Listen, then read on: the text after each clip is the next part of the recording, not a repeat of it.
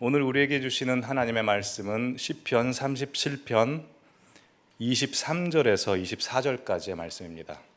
구약성경 829쪽에 있는 시편 37편 23절과 24절 말씀입니다.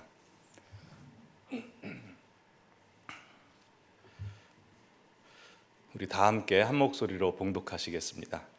여호와께서 사람의 걸음을 정하시고 그의 길을 기뻐하시나니 그는 넘어지나 아주 엎드러지지 아니함은 여호와께서 그의 손으로 붙드심이로다. 아멘. 오늘 설교 시작하기 전에 새로운 찬송 하나 배워가는 시간을 좀 갖겠습니다. 유인물을 받으셨을 텐데요. 바다 같은 주의 사랑 1절과 2절 한번 불러보시겠습니다.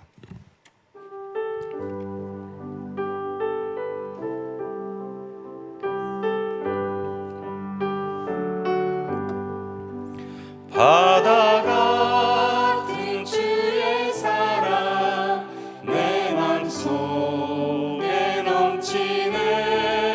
생명의 주를 위해 보혈 흘려주셨네.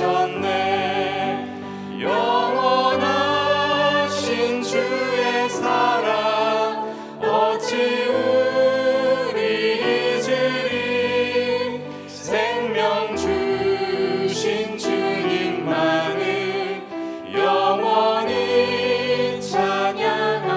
다시 하겠습니다. 바다 같은 주의 사랑 내 맘속에 넘치네. 생명의 주를 위해 보혈 흘려주셨네. 영원하신 주의 사랑 어찌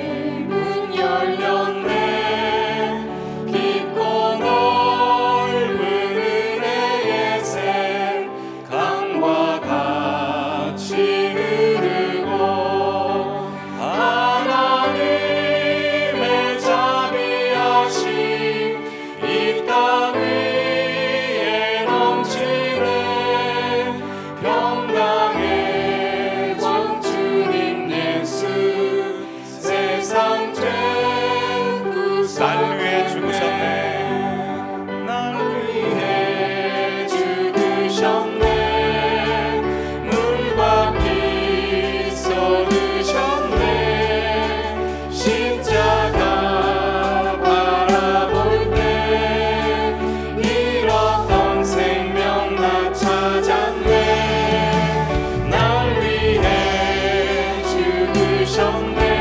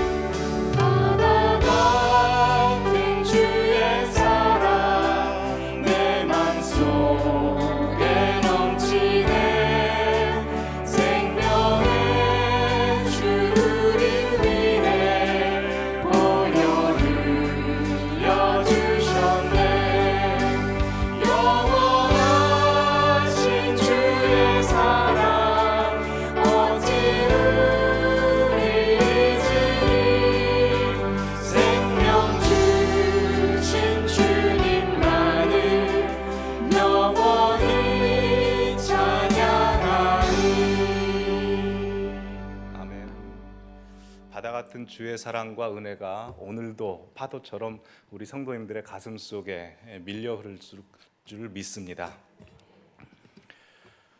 우리가 성경을 보면 아무리 눈을 씻고 찾아봐도 성경이 가르쳐주고 있지 않는 한 가지를 알게 됩니다. 성경이 가르쳐주고 있지 않은 한 가지, 그게 무엇일까요? 그것은 넘어지지 않는 방법입니다. 성경은 우리가 인생을 살면서 어떻게 하면 넘어지지 않는지, 또는 어떻게 하면 실패하지 않는지 그 방법을 가르쳐 주지 않습니다. 하나님께서도 넘어지는 자, 실패하는 자에게 미리 나타나셔서 그 실패와 넘어짐을 미리 막지 않으십니다. 오히려 넘어졌을 때 그냥 놔두십니다. 우리 생각에 아담과 하와가 선악과를 따먹기 바로 직전에 하나님께서 짠 하고 나타나셨더라면 그들이 선악과를 따먹었겠습니까? 안 따먹었겠죠. 만약 그렇게 됐다면 아담과 하와도 그렇고 우리도 그렇고 죄 때문에 이렇게 고생할 리가 없습니다. 다윗의 경우에 봐도 그가 밧세바를 범하기 직전에 하나님께서 나타나셔서 그에게 큰 목소리로 호통하셨다면 그는 그 범죄함으로 말미암아 그의 인생이 가시밭길, 눈물의 골짜기를 걷지 않았을 것입니다. 그의 인생은 평탄했을 것이고 승승장구했을 것입니다.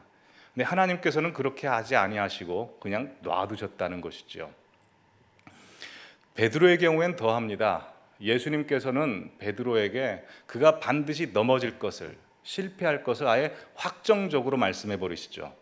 시몬아 시몬아, 사단이 밀가 부르듯 너를 내게서 청구했지만 내가 내 믿음이 떨어지지 않기를 위해서 기도했노니 너는 돌이킨 후에 너 형제를 굳세게 하라 라고 합니다.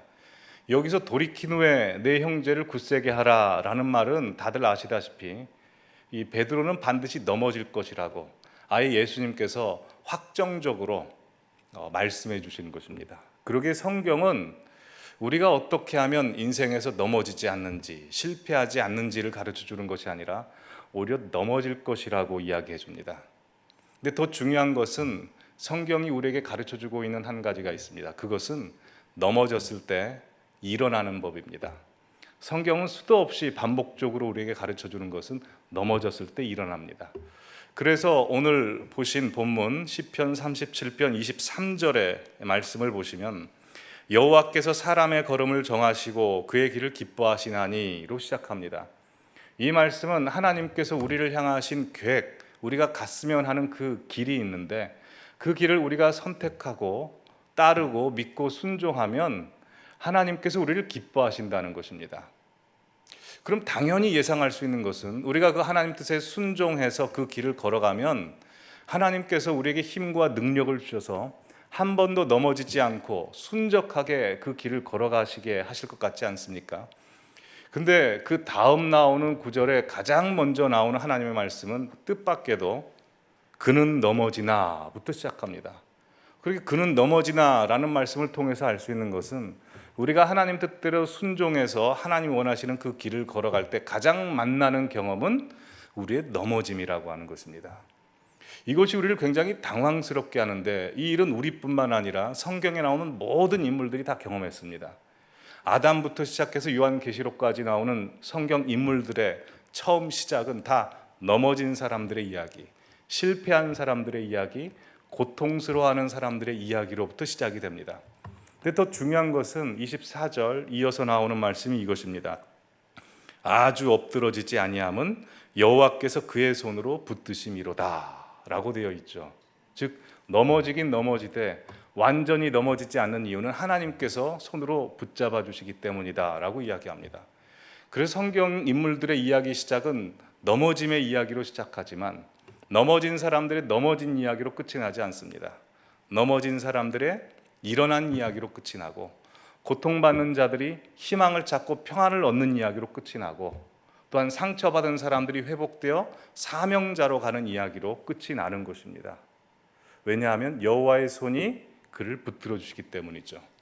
근데 이 이야기는 성경에 나온 사람들의 이야기뿐만 아니라 오늘 이 자리에 앉아 계신 우리 성도님들의 인생 이야기이기도 하시죠. 우리 성도님들께서도 지금껏 인생을 살아오시면서 크든 작든 그 여러 가지 넘어짐과 실패의 경험들을 해오셨을 겁니다.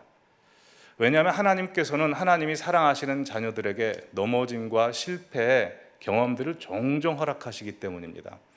근데 다들 경험해 보셔서 아시겠지만 넘어지긴 넘어졌을 때 다시 일어나지 못할 정도로 넘어지게는 하나님이 하시지 않습니다. 결정적인 순간에 하나님께서 붙들어 주시기 때문이죠. 물론 넘어짐의 경험, 실패의 경험을 해보신 분들은 다들 아시겠지만 그때는 그냥 끝난 것 같고 다시는 못 일어날 것 같습니다. 하지만 그 고비를 지난 모든 분들의 고백은 다 이렇게 나오죠. 내가 나락으로 떨어지기 전에 하나님께서 나를 붙잡아 주셔서 나를 건져 주셨다. 이게 우리 성도님들의 신앙 고백이실 겁니다. 이렇게 우리는 살아가면서 종종 고난을 경험합니다. 고난을 경험할 때마다 느끼는 것은 죽을 것 같습니다. 근데 참 희한한 것은 그 죽을 것 같은 고난을 경험하는데 죽지는 않는다는 겁니다. 왜냐하면 하나님의 손이 우리의 생명을 붙들고 계시기 때문이죠. 그래서 우리 성도님들께서는 지금껏 수많은 고난들을 겪어 오셨습니다. 하지만 그 고난들을 겪어 오면서도 우리가 느끼는 것은 하나님께서 우리를 붙잡아 주신다는 거죠. 그래서 시편 56편 8절에 보면 하나님께서 허용하시는 고난 가운데도 우리가 그 고난에 느끼는 정도, 그때 흘리는 눈물까지도 하나님이 일일이 계산하셔서 우리에게 고난을 허락하신다고 되어 있습니다. 시편 56편 8절 다 같이 읽어보실까요? 시작. 나의 눈물을 병에 담으소서. 이것이 주의 책에 기록되지 아니하였나이까. 그렇게 하나님께서 우리에게 고난을 주셨을 때 고난의 범위를 정하신다는 것입니다. 우리가 아예 못 일어날 정도까지는 넘어지게 하시지 않는 겁니다. 결정적인 순간에 주님이 붙드시는 겁니다. 욥이 그렇지 않습니까? 욥이 고난을 당했을 때 사단이 욥을 죽이고 싶어 했습니다. 하지만 하나님께서는 욥의 몸은 건드려서는 안 된다. 또 욥의 생명은 건드려서는 안 된다라고 바운드를 치셔서 절대 사단이 침범하지 못하도록 막으시는 겁니다. 그것이 바로 그는 넘어지나 아주 엎드러지지 아니함은 여호와의 손이 그를 붙드심이로다라는 것이죠. 그러기에 우리는 넘어짐의 경험, 실패의 경험을 통해서 오히려 얻는 복들이 많습니다. 어떤 시인이 이렇게 이야기했습니다. 길을 가다가 넘어지걸랑 그 자리에 앉아서 울지 마세요. 울지 말고 주변을 둘러보세요. 주변을 보면 반짝이는 황금 덩어리나 돈다발이 있을 겁니다. 실제로 넘어져 봤을 때 돈다발이나 황금 덩어리가 있을 리는 만무하죠. 그러나 넘어져 본 경험을 하신 분들은 돈다발이나 황금 덩어리보다 더 귀한 가치, 귀한 교훈들을 얻게 되죠. 우리가 얻는 교훈들은 무엇입니까? 다 성장이고 변화입니다. 어린아이가 갓난아이가 엄마 젖병을 물고 누워서 젖을 마시다가 우유를 마시다가 내가 누워있는 것이 너무 따분하고 지겹다, 좀 일어나서 걸어야 되겠다라고 해서 자리를 툴툴 털고 갑자기 일어나서 걸을 수 있는 애들이 있습니까? 그런 애들은 한 명도 없죠. 일어나려면 일단 목을 자기 힘으로 가눌 줄 알아야 됩니다. 그리고 손과 다리와 배에 힘을 줄 줄 알아야 되죠. 힘을 준다고 해서 바로 걸을 수 있는 건 아닙니다. 먼저 일어나는 연습부터 해야 됩니다. 일어나는 것도 한 번에 일어날 수 있는 것이 아니라 수천 번 넘어져 보고 나서 그때 일어나게 되죠. 막상 일어나서 바로 걸을 수 있는 게 아니라 걸을 때도 수천 번 넘어집니다. 그 넘어지는 모습을 부모님들이 보시고 내 가슴이 너무 아프다, 그러니 너 걷는 연습하지 마라, 그냥 평생 누워있어라 라고 하는 부모님이 어디 있습니까? 애들이 걷다가 넘어지면 뭐라고 하죠? 어이구 잘한다, 어이구 잘한다, 그래 다시 일어나, 할 수 있다, 잘한다 잘한다, 박수 쳐주고 칭찬해 주는 거 아니겠습니까? 왜 그렇죠?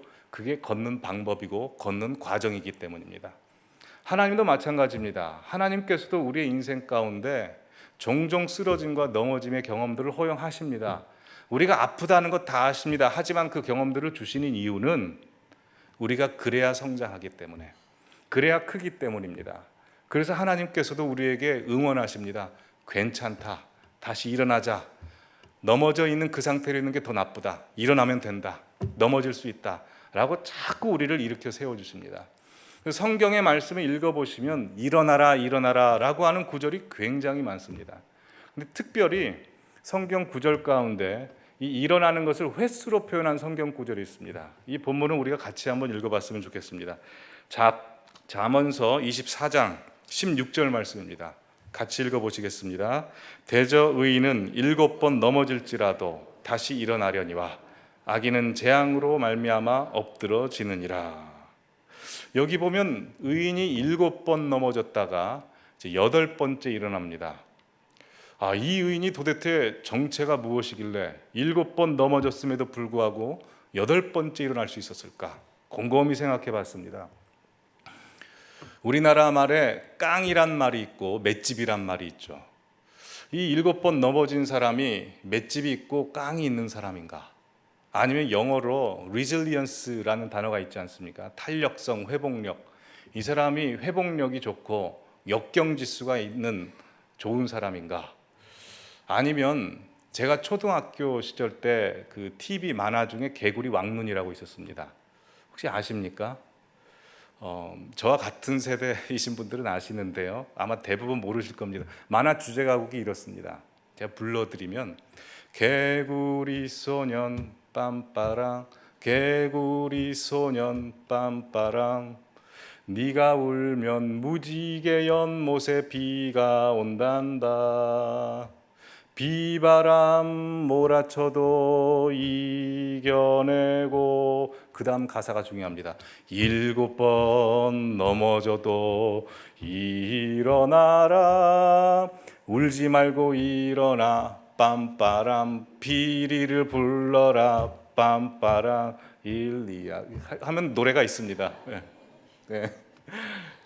7번 넘어져도 이겨나라. 이 의인이 개구리 왕눈이인가? 여러 가지 생각을 해봤습니다. 근데 먼저 생각해 봐야 될 것은 7번 넘어졌다는 것에 초점을 맞춰야 됩니다.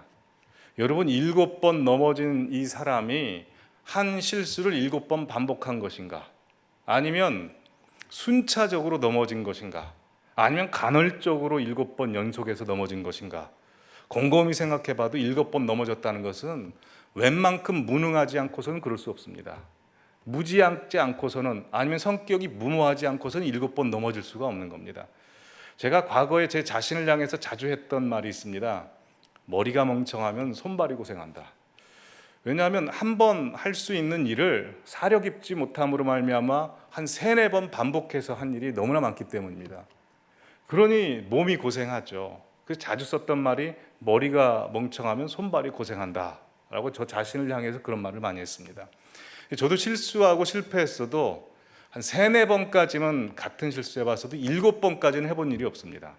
여기에 나오는 의인이 7번 실수하고 넘어졌다는 것은 이거 굉장히 무능하고 뭐가 모자란 사람입니다. 근데 이렇게 모자란데 의인입니다. 근데 이 사람이 어떻게 8번째까지 일어날 수 있었을까? 곰곰이 생각해 봤더니 결론은 이겁니다. 이 잠언서 24장 16절에 나와 있는 이 말씀은 7번 넘어졌음에도 불구하고 8번째까지 일어난 사람의 이야기가 아닙니다. 이 이야기는 8번까지 일어난 사람의 이야기가 아니라 7번 넘어졌음에도 불구하고 끊임없이 8번까지 일으켜주시는 하나님에 대한 이야기라는 겁니다. 그러니 이 잠언서 24장 16절 말씀을 보실 때는 7번 넘어졌음에도 불구하고 8번째까지 일어난 사람을 보시면 안 되고, 7번까지 넘어졌음에도 불구하고 8번 끊임없이 일으켜 세워주신 하나님의 손을 보셔야 됩니다. 우리는 우리 신앙생활하면서 자기 스스로를 자기가 포기해버릴 수 있습니다.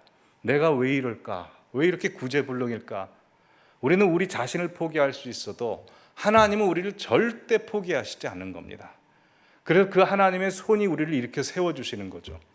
여러분, 믿음이라고 하는 게 무엇입니까? 믿음이라고 하는 것은 히브리서 11장 1절 말씀에 바라는 것들의 실상이요 보지 못하는 것들의 증거라고 했습니다. 믿음은 보이지 않습니다. 바라봐야 되는 것인데 실제 하는 것입니다. 그러게 남들은 보이지 않고 우리 육안으로는 보이지 않지만 우리의 인생을 이끄신 하나님의 손을 보는 것이 바로 믿음인 것입니다. 여러분, 과거 일을 생각해 보시기 바랍니다. 지금까지 보이지 않은 하나님의 손이 우리 성도님들의 인생을 막아주시고 보호해주시고 이끌어주시고 새로운 길을 내주셨기 때문에 지금 이 자리에 앉아서 예배 드릴 수 있는 것 아닙니까? 제가 여러 성경을 보면서 은혜를 참 많이 받지만 그래도 가장 은혜 받는 성경 본문을 택하라고 한다면 이 사무엘하 16장 중반부부터 사무엘하 18장까지의 내용입니다. 그 내용은 다윗이 아들 압살롬에게 구테타를 당해서 쫓겨가는 장면인데 다윗에 관한 이야기가 나오지 않습니다. 압살롬 진영에 관한 이야기가 나오는데 후세와 아이도벨이라는 서로 다윗 편에 선 책사와 압살롬에게 선 책사가 서로 경쟁합니다.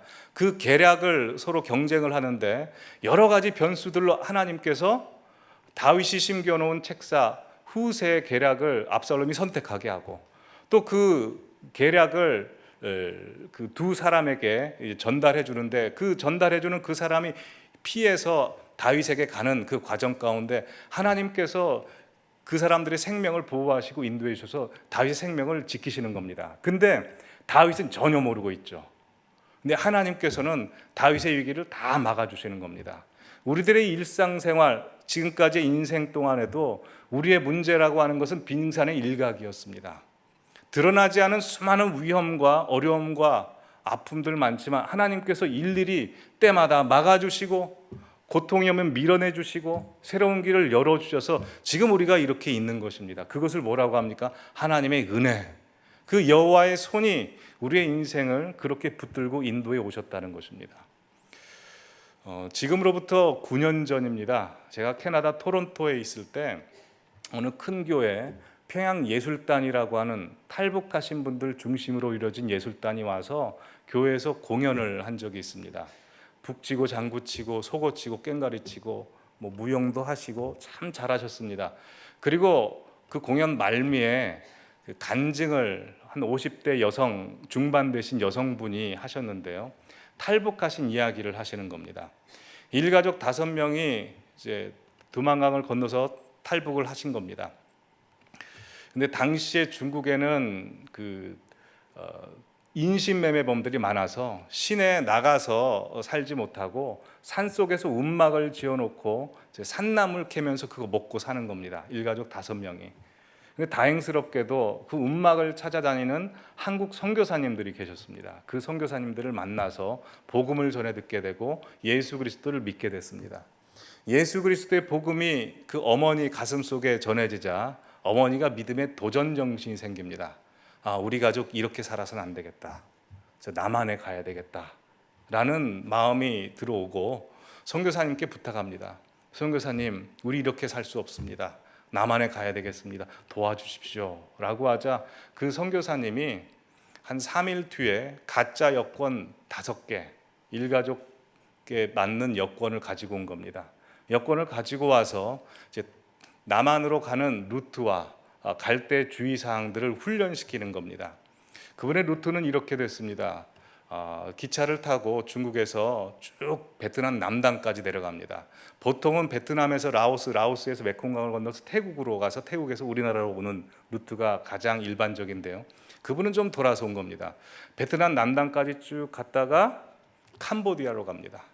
캄보디아에서 라오스로 가서 라오스에서 메콩강을 건너서 태국으로 그런 루트를 알려주는 겁니다. 네, 여권을 들고 중국 기차역에서 타고 갈 때 공안들에게 들키지 않기 위해서 표정은 어떤 표정을 짓고 또 말은 가급적 자제하고 이런 안내를 해주고 또 베트남에 내렸을 때는 그것도 공산주의 국가이기 때문에 낮에는 움직이지 말고 밤중에 산길을 가야 된다라고 알려주는데 그 베트남에는 독사밭이 있답니다. 그 독사밭을 갈 때는 얼른 갈지자로 뛰어가라 이런 이야기를 해주고 또 캄보디아에 갈 때는 그 킬링필드 잔재가 있어서 그 지뢰밭이 있었답니다. 그 지뢰밭을 갈 때는 조심히 건너가야 되고 또 라오스에서 메콩강을 건너갈 때는 지금은 배를 타고 많이 가는데요. 당시에는 강물이 수위가 약한 그 낮은 곳에 이제 걸어서 헤엄쳐서 갔답니다. 물살이 너무 세니까 옷 속에 그 돌들을 다 집어넣어 가지고 무게 중심을 잡아서 가라고 알려준 겁니다. 그러면서 그 선교사님이 말미에 성경 암송 훈련을 시켰답니다. 그 암송이 뭐냐면 성경 구절이 이사야서 43장 1절에서 3절 중반 말씀입니다. 야곱아, 너를 창조하신 여호와께서 지금 말씀하시느니라.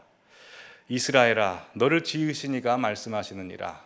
너는 두려워 말라. 내가 너를 구속하였고 너를 지명하여 불렀나니 너는 내 것이라.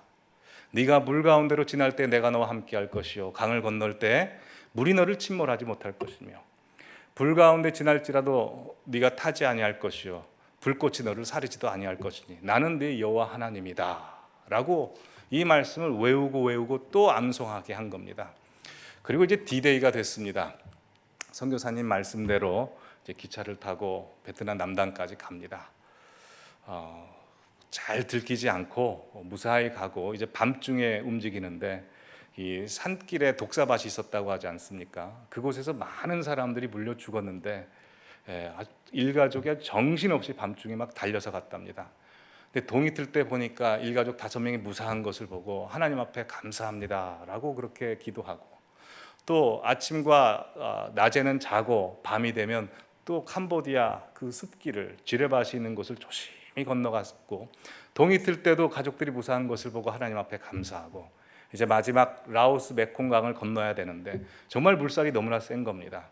선교사님이 가르쳐준 대로 돌을 옷 속에 다 집어넣고 이제 엄마가 선두에 서고 마지막에 아빠가 서고 이제 큰 아이들을 중심으로 3명의 아이들 데리고 손을 꼭 붙잡고 이제 건너갑니다. 무릎, 그리고 허리, 가슴, 그리고 가슴보다 조금 올라오니까 물살이 너무나 세서 선두에 있던 엄마의 몸이 붕 뜨더랍니다.